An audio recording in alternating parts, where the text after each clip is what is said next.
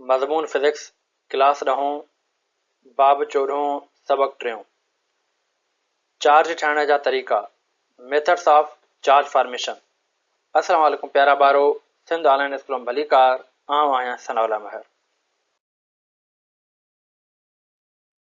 हिन वीडियो में जेको असां अॼु मौज़ू पढ़ंदासीं उहो आहे चार्ज ठाहिण जा तरीक़ा यानी मेथड्स ऑफ चार्ज फॉर्मेशन। प्यारा ॿारो, हिन मौज़ूअ खे पढ़ण खां पहिरीं असीं हिन मौज़ूअ जा सिख्या जा मक़सद पढ़ंदासीं, जंहिंजी पहिरीं पॉइंट में चवे थो define electric charge and explain how it can be transferred, यानी बरक़ी चार्ज जी वज़ाहत करणु त उहा कीअं मुंतकिल थिए थी। ॿी पॉइंट में चवे थो describe the 3 main methods of charge formation, friction, conduction and induction. चवे थो त चार्ज जे ठहण जा 3 मुख्य तरीक़ा बयानु करणु, गाठ, पसराव ऐं उपादन। ही असीं छो था पढ़ूं, वाई वी स्टडी दिस। इन जे लाइ चवे थो studying the methods of charge formation helps us understand how objects become charged and interact with each other. This knowledge is essential for understanding static electricity, lightning, working of electronic devices and the foundation of electromagnetism. यानी charge पैदा थियण जा तरीक़ा पढ़ण सां असांखे उहो सम्झण में मदद मिले थी त शयूं कीअं चार्ज थियनि थियूं ऐं हिक ॿिए ते कीअं असर विझनि थियूं। ही ॼाण साकित बिजली, विज, इलेक्ट्रॉनिक औज़ारनि जे कम करण ऐं बरक़ी मक़नातीसियत खे सम्झण लाइ अहम आहे। प्यारा ॿारो, जेकॾहिं असां मेथड्स ऑफ चार्ज फॉर्मेशन जी ॻाल्हि कयूं त असां वटि घणा मेथड्स आहिनि जंहिं मेथड जे तहत असां जेको आहे त चार्ज खे फॉर्म करे सघूं था। उन जे लाइ चवे थो there are 3 methods of formation of charges, यानी चार्ज फॉर्मेशन जे लाइ असां वटि 3 मेथड्स आहिनि। ठीकु आहे, सो हिकु हिकु मेथड असां सम्झंदासीं। सभ खां पहिरीं जेको मेथड आहे उनखे असीं चवंदासीं फ्रिक्शन। त फ्रिक्शन यानी गाठ जे करे चार्ज फॉर्म थी सघे थी। इन फ्रिक्शन खे सम्झण खां पहिरीं असीं जेको आहे त अॻ में हिकु एग्ज़ाम्पल सम्झण जी कोशिशि कंदासीं। मिसाल जे तौर ते हिकिड़ी असां वटि रॉड आहे प्यारा ॿारो, ऐं उनखां पोइ ॿियो जेको आहे त उहो वरी असां वटि एनिमल फर आहे। हाणे असां छा था कयूं, जॾहिं इन रॉड खे एनिमल फर सां असां रगड़ायूं था, घसायूं था, त पोइ जेका रॉड आहे उहा चार्ज थी पवे थी। जेकॾहिं असां इन जे पहिरियों ॾिसंदासीं त पहिरियों असांजो एनिमल फर ऐं जेका रॉड आहे उहे ॿई न्यूट्रल आहिनि। हाणे छा थो थिए त जॾहिं असां रॉड खे एनिमल फर सां रगड़ायूं था, उनखे रब था करायूं, उनखे फ्रिक्शन ॾियारायूं था, त पोइ छा थो थिए त जेका असां वटि रॉड आहे उन रॉड ते जेको आहे त नेगेटिव चार्ज अची थी वञनि। ठीकु आहे, यानी हीअ जेका रॉड आहे उहा चार्ज थी वञे। हाणे इन जो हिकिड़ो ॿियो बि असां एग्ज़ाम्पल ॾिसूं था त मिसाल जे तौर ते जेकॾहिं असां वटि हिकिड़ो फूकणो आहे ऐं उन फूकणे खे असां पंहिंजे कपिड़नि सां जेको आहे त फ्रिक्शन कराईंदासीं, रगड़ाईंदासीं, उनखे घसाईंदासीं, त पोइ छा थींदो त उन फूकणे ते जेको आहे त नेगेटिव चार्जिस अची वेंदियूं। या उनखां बाद में हिकिड़ो ॿियो एग्ज़ाम्पल असां खणूं था। मिसाल जे तौर ते असां वटि हिकिड़ो सिल्क जो कपिड़ो आहे ऐं उनखां बाद में ॿी वरी असां वटि जेको आहे ग्लास रॉड आहे।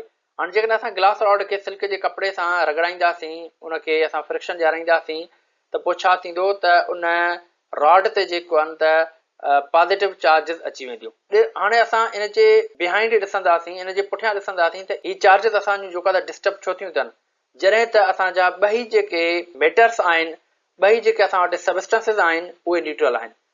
प्यारा ॿारो, जीअं त असांखे ख़बर आहे त कोई बि एलिमेंट जेकॾहिं हुजे या कोई बि सबस्टेंस हुजे या कोई बि मादो हुजे, उन मादे में असां वटि फ्री इलेक्ट्रॉन्स मौजूदु हूंदा आहिनि। हाणे असां छा था कयूं, जॾहिं हिन रॉड खे जेको आहे हिन फर सां रगड़ायूं था, त पोइ छा थो थिए त जेके फ्री इलेक्ट्रॉन आहिनि कंहिंजा हिन जेको आहे फर जा, उहे हलिया था वञनि काॾे, पोइ हिन रॉड ॾे, यानी रॉड में असां वटि जेके चार्जिस आहिनि उहे उन फ्री इलेक्ट्रॉन खे पंहिंजे तरफ़ छिकनि थियूं। ठीकु आहे, ऐं उनखां पोइ जॾहिं त जंहिं तरफ़ इलेक्ट्रॉन असांजा वधीक हूंदा उन तरफ़ असांजी नेगेटिव चार्ज वधीक हूंदी, तो तॾहिं असां चऊं था त हिन रॉड ते जेका त असांजी नेगेटिव चार्ज ठही पवे थी। ठीकु आहे, ऐं बलून ऐं जेको आहे त कपड़नि जे विच वारो प्रोसेस बि ईअं ई आहे त जॾहिं असां जूं जेके कपड़नि में नेगेटिव चार्ज आहिनि, जेके फ्री इलेक्ट्रॉन्स आहिनि, उहे जॾहिं शिफ्ट थी था वञनि असांजा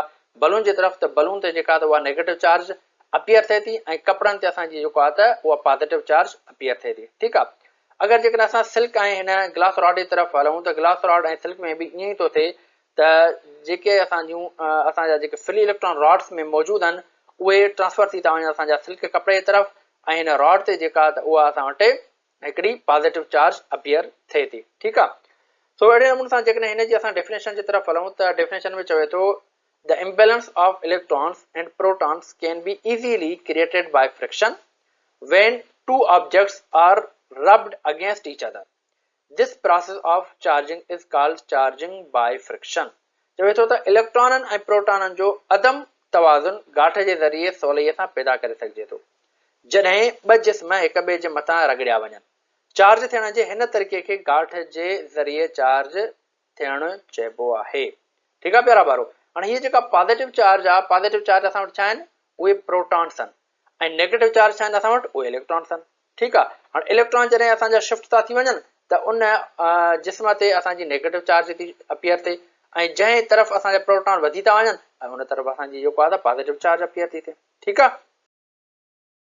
हींअर असां हलंदासीं नेक्स्ट मेथड जे तरफ़ जेको आहे कंडक्शन। ठीकु आहे। हाणे कंडक्शन में छा थो थिए प्यारा ॿारो, मिसाल जे तौर ते जेकॾहिं हाणे हिकिड़ी रॉड आहे असां वटि जेका असांजी पॉज़िटिवली चार्ज आहे, उन खां बाद में हिकिड़ो असां स्फीयर कयोसीं जेको असांजो न्यूट्रल आहे, यानी उन में पॉज़िटिव चार्ज ऐं नेगेटिव चार्ज उहे असांजो इक्वल्स मौजूदु आहिनि। हाणे छा था कयूं असां, हीअ जेका पॉज़िटिव चार्ज वारी असांजी रॉड आहे जंहिंमें पॉज़िटिव चार्जिस वधीक आहिनि, उहा असां टच कयूं था इन स्फीयर सां। जीअं त असांखे ख़बर आहे प्यारा ॿारो त जेके अपोज़िट चार्ज हूंदियूं आहिनि उहे पाण खे अट्रैक्ट कंदियूं आहिनि। हाणे छा थो थिए त जेके पॉज़िटिव चार्ज आहिनि हिन रॉड में, उहे उन न्यूट्रल जेको असांजो स्फीयर आहे उन मां इलेक्ट्रॉन्स खे या उन जूं जेके नेगेटिव चार्जिस आहिनि उन्हनि खे पंहिंजे तरफ़ अट्रैक्ट कंदियूं। त हिन में छा थींदो, जॾहिं हिन मां नेगेटिव चार्जिस निकिरी वेंदियूं त हिन वटि बक़ाया कहिड़ियूं चार्जिस बचंदियूं, पॉज़िटिव बचंदियूं। ठीकु आहे। त अहिड़े नमूने सां हीउ जेको स्फीयर आहे असांजो उहो पॉज़िटिवली चार्ज थी वेंदो। त अहिड़े नमूने सां जेकॾहिं असां हाणे कंडक्शन जी ॻाल्हि कंदासीं प्यारा ॿारो, त कंडक्शन में जॾहिं असां कंहिं बि ऑब्जेक्ट खे चार्ज कयूं था त उन में असांखे हिकु ऑब्जेक्ट ॿिए सां टच कराइणो पवंदो। उनखे हिकु ऑब्जेक्ट खे ॿिए ऑब्जेक्ट सां असांखे जेको आहे त मिलाइणो पवंदो, उनखे उन सां टच कराइणो पवंदो। विदाउट टचिंग असां कंहिं ॿिए ऑब्जेक्ट खे जेको आहे त चार्ज नथा करे सघूं। इन जी डेफिनेशन जे तरफ़ जेकॾहिं हलंदासीं त उन में चवे थो it is charging by contact where the charge is transferred to the object, यानी ही चार्ज थियण जो उहो तरीक़ो आहे जंहिंमें ॿिनि जिस्मनि खे मिलाइण सां चार्ज मुंतकिल कई वञे थी। ठीकु आहे। त जेकॾहिं असां हिन ॿिन्ही जिस्मनि खे पाण में मिलाईंदासीं न, तेसि ताईं असांजी चार्ज जेका आहे उहा हिकु ऑब्जेक्ट खां ॿिए ऑब्जेक्ट जे तरफ़ ट्रांसफर न थींदी, मुंतकिल न थींदी। ठीकु आहे। उन खां बाद में प्यारा ॿारो हींअर असीं हलूं था लास्ट मेथड जे तरफ़ जेको आहे इंडक्शन, जंहिंखे असां उपादन बि चऊं था। अगरि जेकॾहिं हिन खे ॾिसूं प्यारा ॿारो त हिन जे एग्ज़ाम्पल में असांखे चवे थो हिकिड़ी असां वटि प्लास्टिक रॉड आहे जंहिंमें नेगेटिव चार्जिस मौजूदु आहिनि ऐं उन खां बाद में हिकिड़ो असां वटि स्फीयर आहे जेको असांजो न्यूट्रल आहे। हाणे असां छा था कयूं, हीअ जेका रॉड आहे नेगेटिव जंहिंमें चार्जिस वधीक आहिनि उनखे असां वेझो कयूं था उन स्फीयर जे, पर हिन में हिकिड़ी ॻाल्हि नोट करण जी आहे त असां हिन प्लास्टिक रॉड खे हिन सां टच नथा कयूं। सिर्फ़ु छा था कयूं, सिर्फ़ु असां हिन प्लास्टिक रॉड खे हिन स्फीयर जे वेझो था खणी वञूं।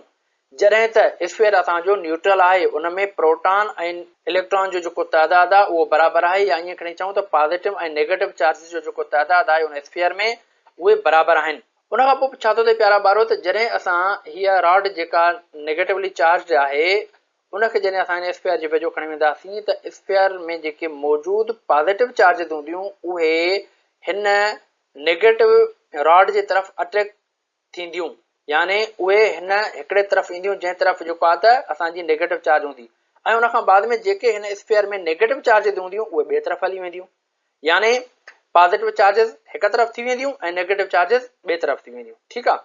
हाणे उन खां बाद में असां छा था कयूं, जीअं त असांखे ख़बर आहे त जॾहिं ॿ अपोज़िट चार्जिस हूंदियूं त उहे पाण में अट्रैक्ट थींदियूं, पर असां छा था कयूं, सिर्फ़ु हिन चार्जिस खे हिन नेगेटिव चार्जिस खां सेपरेट करण जी कोशिशि था कयूं।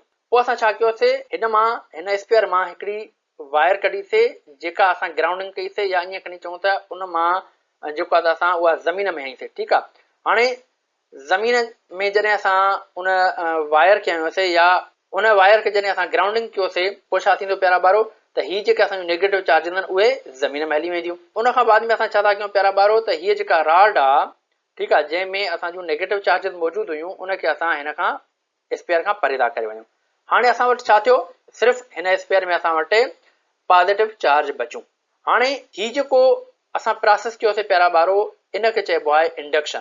पर हिन में हिकिड़ी ॻाल्हि इहा आहे त हिन में असां जेको आहे त ॿिनि ऑब्जेक्ट्स खे पाण में टच नाहे कयो।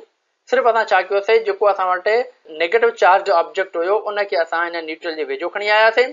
उन खां बाद में जॾहिं उन जूं चार्जिस जेको आहे त सेपरेट थी वियूं, त जेके असांजूं नेगेटिव चार्जिस हुयूं असां उन्हनि खे ग्राउंडिंग कयोसीं। हाणे हिन तरीक़ेकार खे चइबो आहे इंडक्शन। अगरि हिन जी डिफिनेशन जे तरफ़ हलूं त हिन में चयो थो, it is a charging method in which a neutral object is charged without actually touching another object. यानी ही चार्ज थियण जो उहो तरीक़ो आहे जंहिंमें हिकु गैर जानबदार जिस्म कंहिं ॿिए चार्ज थियल जिस्म सां हक़ीक़ी छुहण खां सवाइ चार्ज कयो वञे। ठीकु आहे, हाणे हिन में असां टे मेथड्स पढ़ियासीं, हिकिड़ो फ्रिक्शन, ॿियो कंडक्शन ऐं टियों इंडक्शन। फ्रिक्शन में छा हुयो त असां हिकु जिस्म खे ॿिए जिस्म सां रब पिया कयूं, घसायूं पिया, तॾहिं जेको आहे त चार्जिस जेको आहे त डिस्टर्ब थियनि पियूं। उन खां बाद में कंडक्शन में असां छा पढ़ियोसीं त जॾहिं असां हिकु जिस्म खे ॿिए जिस्म सां टच कयूं, तॾहिं जेको आहे त हिकु जिस्म असांजो चार्ज थींदो। ऐं उन खां बाद में इंडक्शन में प्यारा ॿारो छा थो थिए त असां विदाउट कंहिं जिस्मनि जे टच करण जे असां ॿिए जिस्म खे जेको आहे त चार्ज करे सघूं था। तो प्यारा ॿारो, मूंखे उमेदु आहे तव्हांखे हीउ जेको लेक्चर आहे उहो सुठे नमूने सां सम्झ में अची वेंदो। तो हिन लेक्चर खे हिते असां ख़तमु था कयूं। इंशाअल्लाह नेक्स्ट लेक्चर में वरी असां नए टॉपिक सां गॾु मिलंदासीं। तेसिताईं अल्लाह हाफ़िज़।